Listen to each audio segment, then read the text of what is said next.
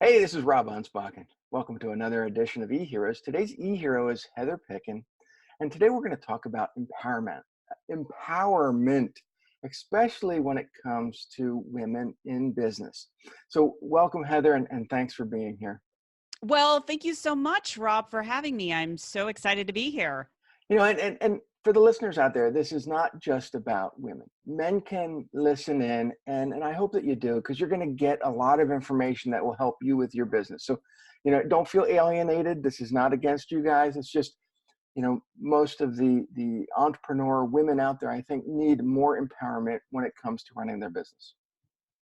What do you It's think? so true. It's so true. Yeah, we don't want to exclude the men. I actually do work with men, but I gear more of my business to women. Yeah. Now, I was watching one of your videos on YouTube, and it was about fearless vision. And I think that really resonated with me because there's a lot of entrepreneurs out there that they might have a vision, but they're very fearful of that vision or what it can, accomplish for them if they actually, put it into action. Yeah, absolutely. It's interesting, especially for women. I find that there are actually specific fears. We can go into that.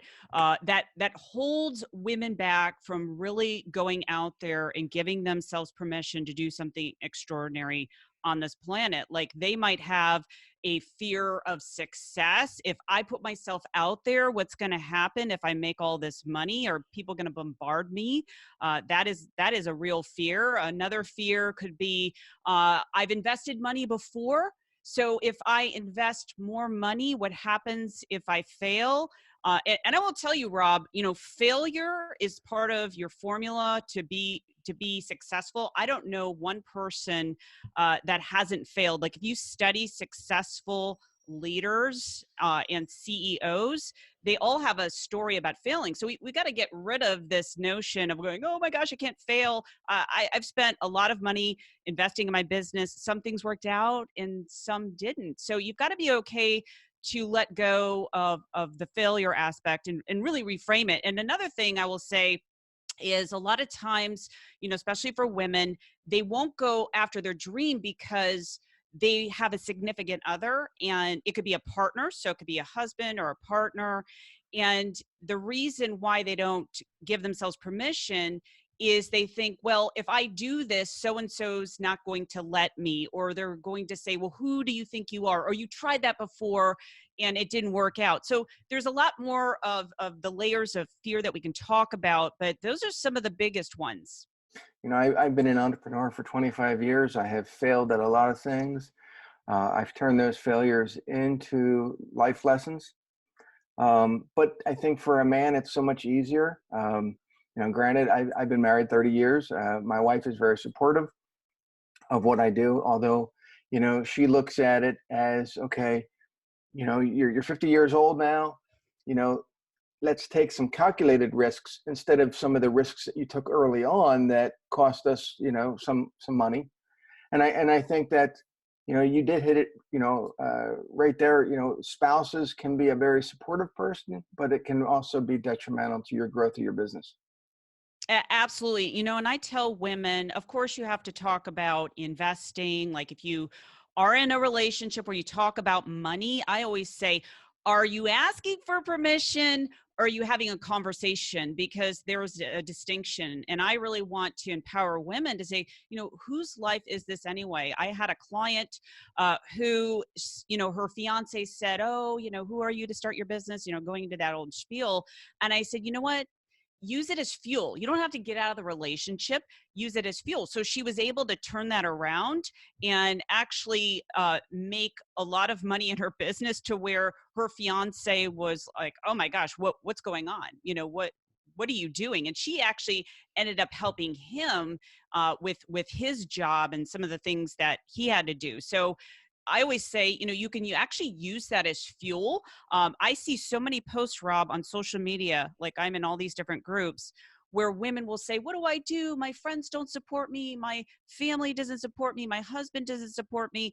And they're looking for validation. And I always tell women, it's like, don't make other people's opinion more important more important than yours because you'll never get ahead. So it's what we have grown up. We've been conditioned, a lot of women as little girls, to seek approval, whereas boys, they're basically like, they don't care, right? Mhm. They're, playing with trucks and Yeah. guns, like toy guns and all of that.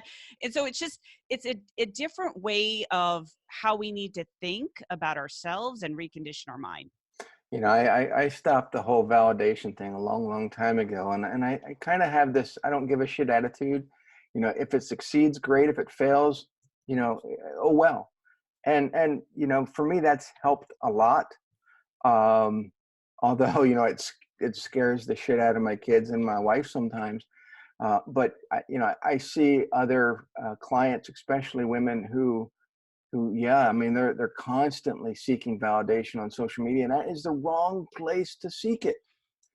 It totally is. They actually did a study on Pew Research, especially for young girls and how they're being negatively impacted on Instagram. And it's kind of sad. Like, I have a love-hate relationship with social media because I see the benefit in connecting with thousands and millions of people. But the downside is this constant comparison. And that's like another thing I'd love to share with everyone that's listening or watching, is that when you start comparing yourself to like that curated life, like, you know what I mean? Like, you're on Instagram, you're on Facebook, and people are like maybe puffing themselves up.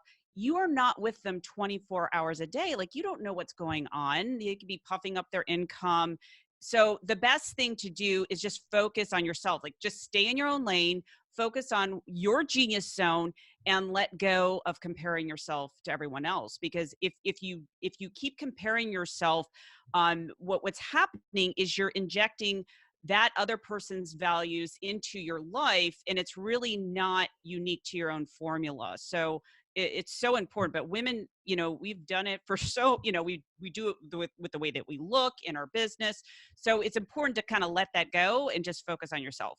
Yeah, and I think it comes back to one of your other videos. It's all about mindset reboot, and you have to. You can't look at what other people are doing and then say, I think that's going to work for me. You got to really do it on your own time and your own terms, and stop looking for approval outside of that zone. Absolutely.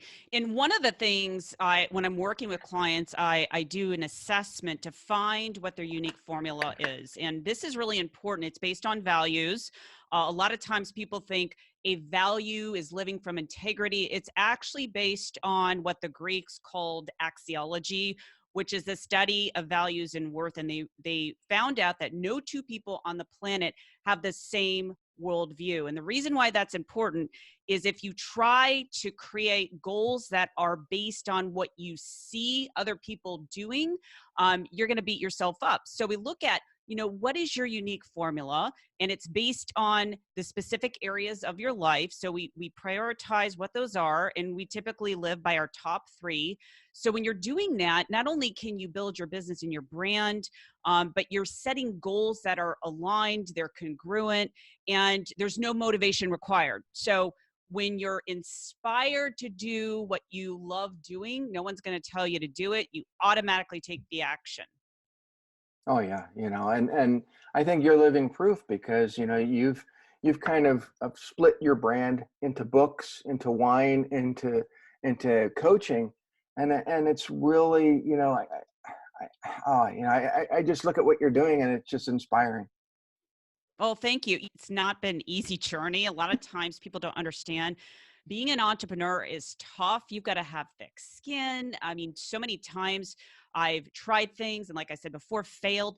And let's go back to, you were talking about before, like creating your fearless vision. So one of the things that I decided to do is like really, really get clear. Like, I asked myself this question. It's like, what is it that I can do to expand my brand that is aligned with my values? So I was like thinking, like, what is really my genius zone? And my genius zone was really about inspiring other women. And that might sound kind of like, okay, that's kind of Pollyanna, whatever. But I thought about it. I'm like, no, people are getting results because I am helping them to take action on their goals and make more money doing what they love. So I came up with my wine label, Fierce Femme Wines, which is all about inspiring a dialogue for women to change. And what's really cool is I'm getting some national attention on my brand. I've got some TV shows that want to interview me and like all of these crazy things. I've got a major, we'll just say a major network. I'm in talks with doing a documentary all about empowering women. And I will tell you, it's all because I allowed myself to fail miserably. I mean, we're talking miserably, but also kind of take a step back and ask myself, okay, what am I really here to do? If I want to inspire millions of women, what does that really look like? And sometimes, you know, you have to take a couple steps back in order to like leap forward. So that has been my whole like kind of evolution with my business, you know, just taking steps back, going forward and like, okay, what do I really need to do? And then just build a brand that was just in alignment with who I am. And it's not easy, you know, it's not easy. You definitely need to hire mentors and coaches to kind of help you, you know, build all of these different things. You know, and you know, you mentioned that you know, national networks and you know, all this publicity around the wine.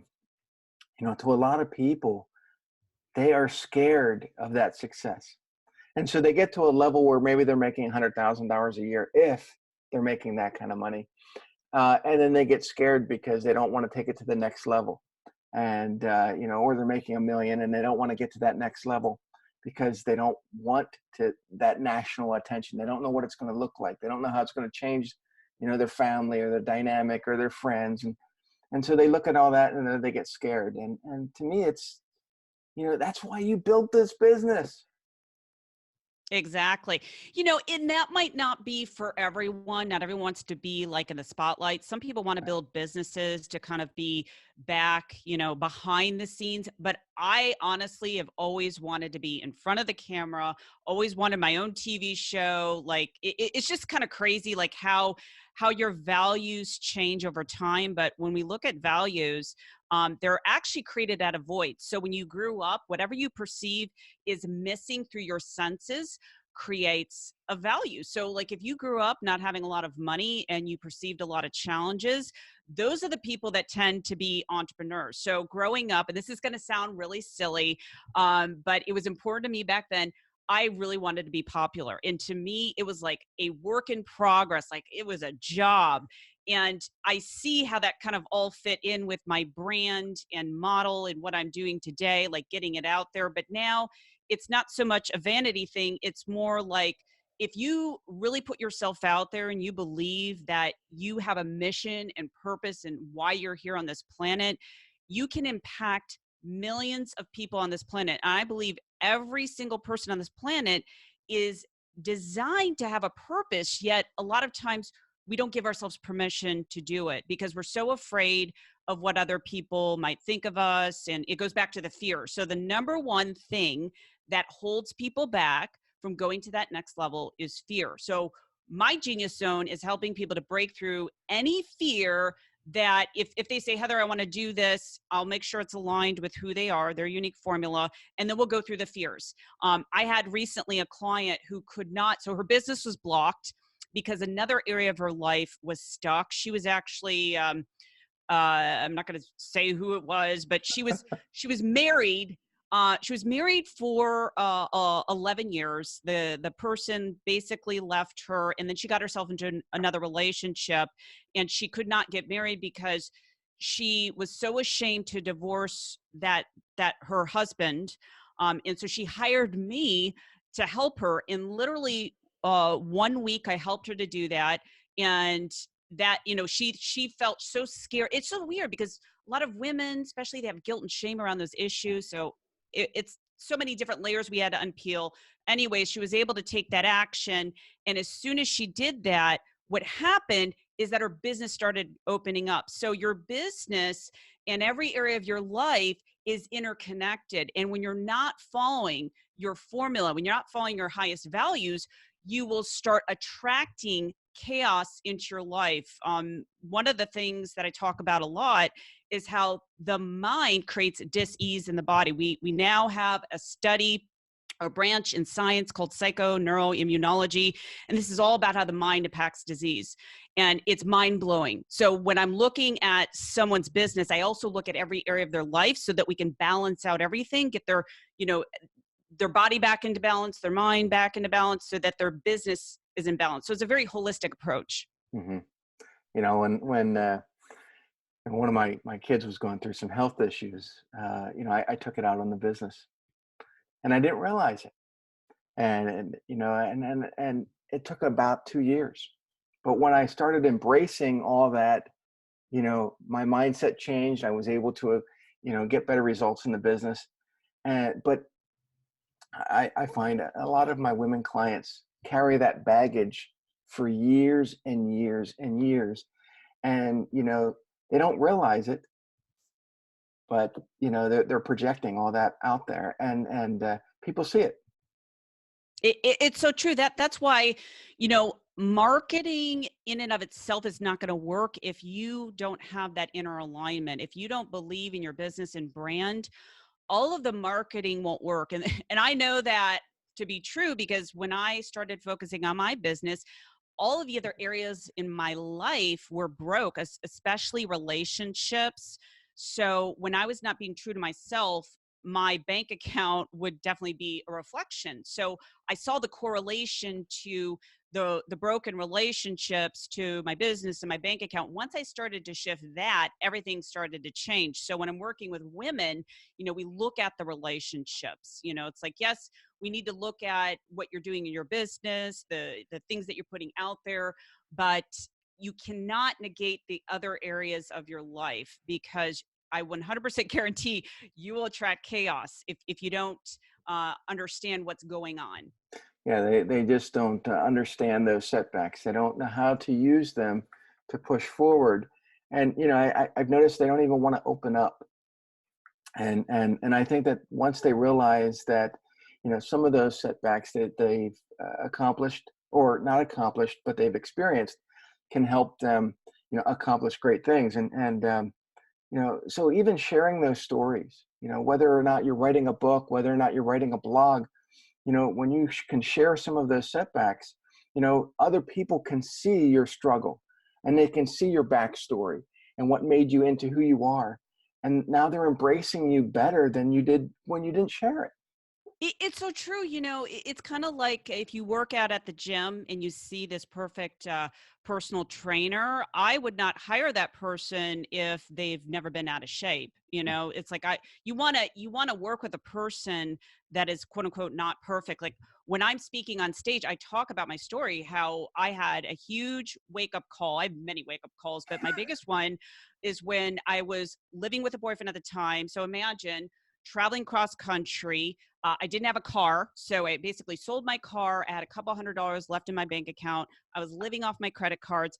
Moved in out of fear. Okay, rule number 997: don't do that. Don't do that, women. Don't move in with someone out of fear. I did it anyways, and I was living with him for a couple of months. We had a fight. It was like 2 a.m. He got really drunk, and he told me to get my bleepity bleep stuff out of there. So here I am. And it's so crazy because it's like I'm college educated, and yet I attracted this relationship to me, you know, as a wake up call. So I'm taking what I have, I'm like throwing it in trash bags, taking my dog at the time, my little Chihuahua Angel at the time. And I'm sitting there, you know, just kind of looking at my life like, how did I get here? And I was so terrified and I was so scared. But the other part of me said, Heather, you know, you're going to get through this. And when you do, you're going to make it your mission to empower women all around the world. And it was so scary, but I will tell you, as I got out of that, it really changed my life around. And I was able to turn my business around in 6 months and find a mentor. At the time, I didn't have the money, but I found the money. So to me, it's like when you're going through like what I call a dark night of the soul or a failure, realize that you can flip the switch on it and you can turn it into something like really cool, make it part of your story, your business, your brand. But what you don't want to do, and I find a lot of women do this, is they look at something, they're so paralyzed by fear and their amygdala is triggered, you know, that fight or flight response, where they don't know how to handle their emotions. And that's when you have to be a Zen master of your mind. Like, you really have to go into a space of going, I don't know how I'm going to get through this, but I know I'm going to get through this. And what happens is that literally can hack your brain to find a solution. So we've been trained to automatically react, be reactionary instead of having reflective awareness, because your brain can't find a solution if you're triggered. So I always tell clients to get yourself in a different mental state. I don't care what happens. I can take any situation, help them to flip the switch. It doesn't have to take years. It can literally take seconds, to shift it. But again, it's that automatic response that we've been taught. So you literally are retraining your brain over and over again, because your subconscious mind is running the show. Yeah, one of my favorite movies is A Knight's Tale, and because one of the phrases in A Knight's Tale is change your stars. And I find that so many entrepreneurs are so afraid to change their stars. Uh, you know, my story, for 20 years, I owned a carpet cleaning business in Lancaster, Pennsylvania, small town. But if it wasn't for that business, I wouldn't have learned marketing. I wouldn't have learned, all the things that I did to now coach people around the world. So I changed my stars in order to better myself. I no longer wanted to be that small town guy that people depended on to clean. I wanted to be more of the global, voice where people came and wanted to hear from me. And so if I can do it, there's nothing that can stop anybody out there from doing the same thing. It's so true, and I think all too often, Rob, we look at someone that we perceive, and it's all through perception, that, oh, they're so successful, I can't do it. But everyone has a story. And when you minimize yourself, like when you're putting someone on a pedestal and you're putting yourself on a pit, you're essentially, what you're doing is you're minimizing yourself. So what I tell people is to see yourself as equal. When you start seeing yourself as equal to anyone that you admire, what happens is you start transforming the way that you show up in your business. I have this exercise that I take clients through where they literally become their avatar, and they start attracting opportunities to them. It's like almost as if they are like out of the blue, because now they're starting to see themselves as a leader instead of a follower. So if you're looking up to someone, see yourself as equal, because that's how you're really going to go to that next level. And just because you've been in past situations where things have failed, or, you feel like you've become the victim where everybody's targeting you for something, it doesn't have to be that way. You can make the change. You can change your stars. You can, become that fearless, leader that people are depending on. And it just, like Heather said, it's just flipping the switch. Absolutely. Now, we'll tell everyone, like your listeners, is that, I still have fear, because I'm doing things that are stretching me. It's true what they say. It's like life does happen outside of your comfort zone. So if you want to set the bar higher, if you want to make more money, whatever it is that you want to do that is stretching you, you're going to feel a little fearful. But I find as you keep like breaking through each layer, it does get easier. And if you have the tools to deal with the fear, then you can transform it very quickly, so that you're not sticking in that same point. Like I was working with a client who, she made 100,000, and she kept telling me, she's like, Heather, I'm not a businesswoman. I said, why do you keep reaffirming that? I said, that's going to keep you stuck. As soon as she shifted that mindset, she went to $500,000 in her business, because she kept telling herself, oh, I can't do this, I can't do that. And, you do become what you think about all day long, what you're thinking about, what you're feeling. So you really got to be aware of the contents of your mind, like those, and it's something that, a lot of times, from the age, actually from 0 to 7, that's when most of your beliefs are shaped. And so look at your parents, because that's where you're getting your beliefs, but you can change those. That's the beauty of it. But you have to become aware. Yeah. So how do people become aware of you? Where do they go? Yeah, so the best place to go is heatherpicken.com. You can find me online. You can find me on Instagram. If you go there, you can sign up for my deep dive visionary formula. It's a free training. So you could also go over to fiercefemme.com. I've got my wine label that I released last year. But if you go to heatherpicken.com, that'll basically take you where you need to go. And they can find your books on your website, or they have to go to Amazon? Yeah, most of my books, except for one, is on my website. Except for one. Except for one. Yeah, you know, I have my very first book that I put out. I want to take down. There was an ebook that probably should have never been out there, but you know, when I came out with my first print book, which was all about social media, and this was going back 6 years ago, the very first chapter is share your story. And I think for everyone out there, you know, sharing your story, whether it be painful or whatever your experience is in that story, it needs to be shared. People need to know, you know, what drives you, what your backstory is, and it doesn't matter if, you know, if it was drug infested, if it was, you know, you were, you know, divorced, you know, 16 times, whatever that story is, that's what makes you who you are. Embrace it. I love that. So true. So I want to thank you, Heather, and guys, gals, whoever's listening. This is what makes Heather an e-hero. So visit her at heatherpicken.com, get her books, read her books, you know, become that fearless leader that you need to be, and you know, share your stories with Heather, because she'll, well, share them with everybody. You know, you need to be that inspiration that other people can look to. So, you know, thanks again, Heather, and I'll see the rest of you guys on the next interview.